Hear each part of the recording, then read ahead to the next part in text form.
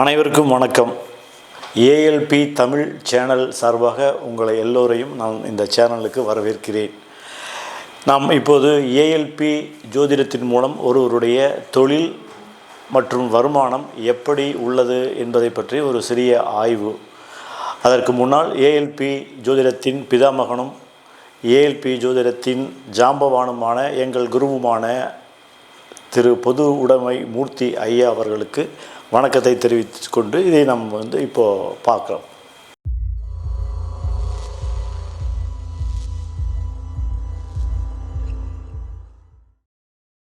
இந்த ஏஎல்பி முறையில் இந்த லக்கணம் என்பது விருச்சிக லக்கணத்தில் இந்த ஜாதகர் பிறந்துள்ளார்.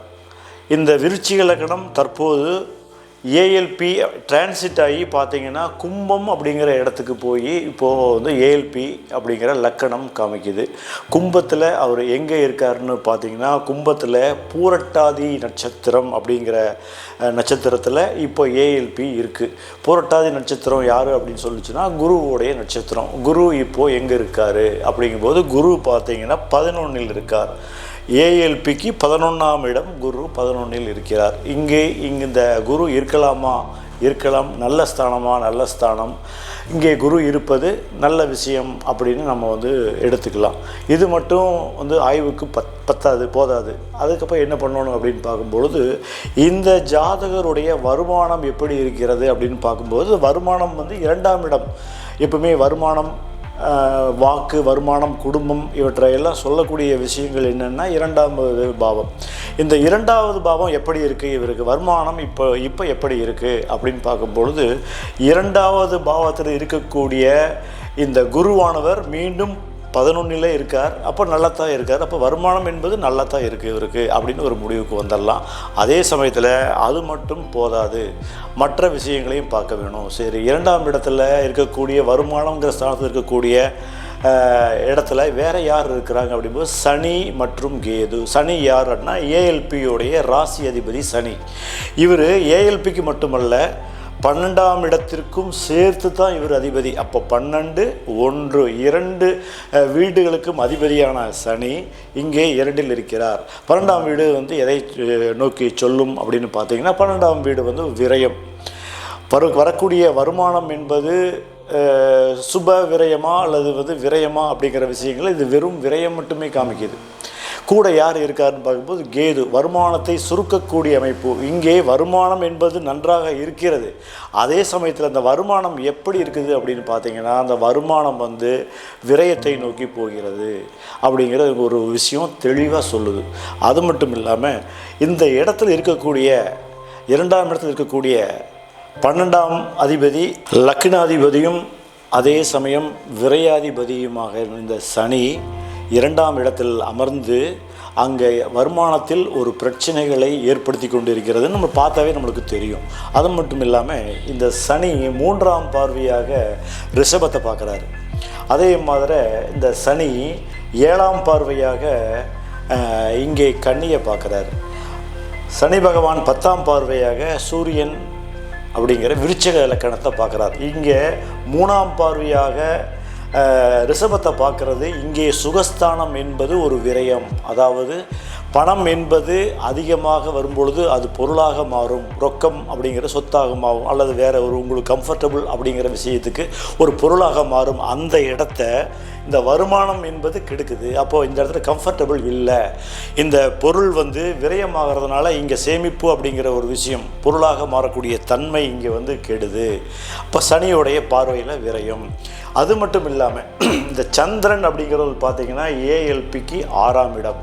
6ஆம் இடம் பொதுவாக வம்பு, வழக்கு, நோய் இதெல்லாம் இல்லாமல் ஒரு வேலை சம்பந்தமான ஒரு அடிமை தொழில், மற்றவரிடம் செய்யக்கூடிய வேலை சம்பந்தமான விஷயங்களையும் சொல்லக்கூடிய பாவம் தான் இந்த 6வது பாவம்.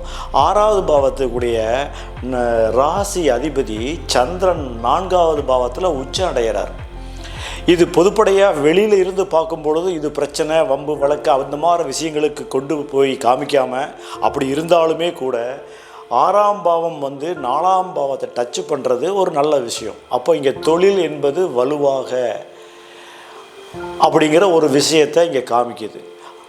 அது மட்டும் அல்லாமல் இந்த 6ஆம் பாவம் வந்து தன்னுடைய 7வது பார்வையாக, அதாவது மன்னிக்கவும், இந்த சந்திரனை வந்து 7வது பார்வையாக இங்கே பார்ப்பது யார் என்ற தொழில் ஸ்தானத்தை பார்க்குறார்.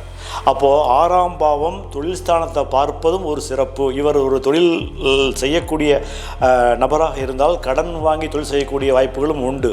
அதே சமயத்தில் இவர் வேலைக்கு போய் சம்பாதிக்கக்கூடிய நபராக இருந்தால் தொழிலில் நன்றாக இருந்தாலும் தொழிலில் சில பிரச்சனைகள், ஒரு அழுத்தம், தொழில் வந்து ஒரு மன நிம்மதியுடன் செய்ய முடியாத தன்மை அத்தனையும் இங்கே குறிப்பிடுது. இது மட்டும் இல்லாமல் ஏற்கனவே சொன்னோம், சனிங்கிற ஒரு விரையாதிபதி தன்னுடைய 10ஆம் பார்வையாக தொழிலை பார்ப்பதனால தொழில் இங்கே மாறுபாடு, தொழில் இங்கே வந்து விரயம் ஆகுது, தொழில் சரியான டைமில் கை கொடுக்கல. இப்போது என்ன பிரச்சனை போயிட்டுருக்கு அப்படின்னா, இந்த ஜாதகர் தொழிலை ரிசைன் பண்ணிவிட்டு வெளியே வந்துட்டார். ஏன் எல்லாமே நல்லா இருக்குது, ஏன் ரிசைன் பண்ணார்னா இதுதான் பிரச்சனை. அது மட்டும் இல்லாமல் இந்த ஏஎல்பியோடைய அட்டமாதிபதி யார் அப்படின்னா புதன். புதன் என்பவர் 5க்கும் 8க்கும் அதிபதியாகி தீர்க்க முடியாத பிரச்சனை அதிபதியாகி கூட யார் கூட இருக்காங்க, 10ஆம் இடத்துல சூரியனோட சேர்ந்து இருக்கார். சூரியன் என்பது 7ஆம் இடம், களத்திரஸ்தானம். அது மட்டும் அல்லாமல் இப்போ தொழிலில் வந்து ஒரு அதிகாரமுள்ள ஒரு பதவி, ஒரு அடிமை தொழிலையே அதிகாரமுள்ள பதவியில் இருந்ததுக்கான அடையாளத்தை சூரியன் வந்து அதிகாரமிக்க பதவி அப்படிங்கிற விஷயத்தை சொல்லுது. ஆனால் கூடவே தீர்க்க முடியாத பிரச்சனை கொடுக்கக்கூடிய புதன் வந்து இணைவு. அப்போது இங்கே தொழிலில் ஒரு பிரச்சனை, தொழில் தீர்க்க முடியாத பிரச்சனை என்பதால் இந்த தொழில் ஜாதகருக்கு நிலைக்கவில்லை. அப்போது ஜாதகர் வெளியே வந்து விட்டார். ஆக 2ஆம் இடம் வருமானம் என்பதை பார்க்கும் பொழுது வருமானத்துடைய சார்ந்த சுகஸ்தானம், சுகஸ்தானத்தை சார்ந்த அடிமை அப்படிங்கிற விஷயத்தை தொழில் ஸ்தானம், தொழில் அப்படிங்கிற ஸ்தானத்தை வச்சு பார்த்தீங்கன்னா உங்களுக்கு வந்து 10ஆம் இடம். இது எல்லாமே வந்து ஒன்றோடு ஒன்று கரெக்டாக மேட்ச் ஆகி கோஆர்டினேட் பண்ணால் தான் அந்த வருமானமும் நல்லாயிருக்கும், தொழிலும் நல்லாயிருக்கும்.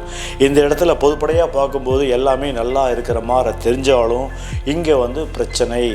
இந்த பிரச்சனை அப்படிங்கிறது எப்போ தீரும் அப்படிங்கும்போது இந்த ஏஎல்பியில் பூரட்டாதி நட்சத்திரம் போயிட்டுருக்கு. 2வது பாதம் 2, 3, 4 பாதம் வரைக்கும் இவங்களுக்கு இந்த தொழில் அமைப்புகள் இப்படித்தான் வரும், செய்வாங்க, மீண்டும் மாறும். ஒரு நிலையற்ற, அதே சமயத்தில் தொழில் இல்லாமல் இருக்குமா அப்படின்னா அப்படி இல்லை. இந்த ஜாதகர் தொழில் இல்லாமல் ஜாதகரால் இருக்க முடியாது. ஏன்னா வலுவாக காமிக்குது 2ஆம் இடம், வலுவாக காமிக்குது 4ஆம் இடம், உச்ச சந்திரன் அங்கே வேறு அமைவு. ஆக இந்த ஜாதகர் கட்டாயம் தொழில் செய்வார், தொழிலை மாற்றிக்கொண்டே இருப்பார். காரணம் என்னென்னா தொழில் அமைப்பு வந்து அந்த மாதிரி ஒரு சில பிரச்சனைகளுக்கு உட்பட்ட விஷயங்களில் தொழில் வந்து அமைஞ்சு கொண்டே இருக்கும். இந்த விஷயங்கள் எப்படின்னா இந்த பூரட்டாதி அப்படிங்கிற விஷயம் மாறும் பொழுது, பூரட்டாதிக்கு அப்புறம் இந்த ஏஎல்பி அப்படிங்கிறது வந்து இங்கே மீனத்துக்கு ஷிஃப்ட் ஆகி வரும். அப்படி வரும்பொழுது இந்த ஜாதகருக்கு பல மாற்றங்கள் இருக்கும். அது ஏஎல்பி முறையில் ஆழமான முறையில் போய் பார்க்கும் பொழுது அதை நாம் வந்து கணிச்சிடலாம், சொல்ல முடியும். ரொம்ப நன்றி, வணக்கம். எங்களுடைய சேனலை சப்ஸ்கிரைப் பண்ணிக்கோங்க. அப்போ தான் நாங்கள் போடுற வீடியோ உங்களுக்கு இமிடியேட்டாக கிடைக்கும். அப்படியே பெல் சிம்பிளையும் நீங்கள் எனேபிள் பண்ணிக்கோங்க. இது வரைக்கும் பார்த்தமைக்கு ரொம்ப நன்றி, வணக்கம்.